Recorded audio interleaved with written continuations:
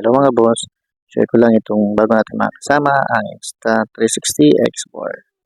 So ito nabili natin, yung tinatawag na Explorer bundle ng Insta360. So iba-iba yung bundle ng Insta360. So yan, buksan muna natin para makita natin kung ano yung mga nasa loob, yung mga nilalaman ng bundle ng Insta360.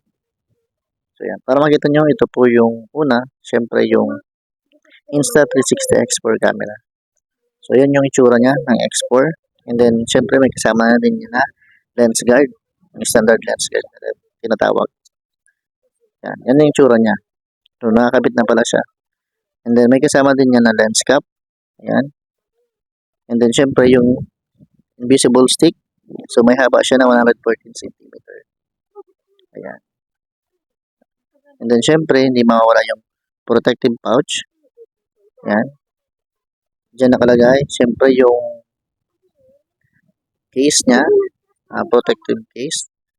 And then siyempre, yung type C to C cable para pag nag-charge tayo. Yan. Siyempre, meron din lens cloth. Yan. So, yan din yung kasama niya.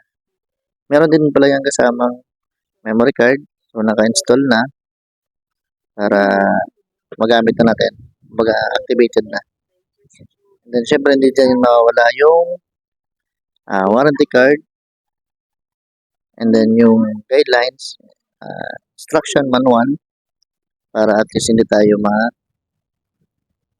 mawala kung paano gamitin yung Insta360 X4. Yan lang. Thank you. Bye-bye.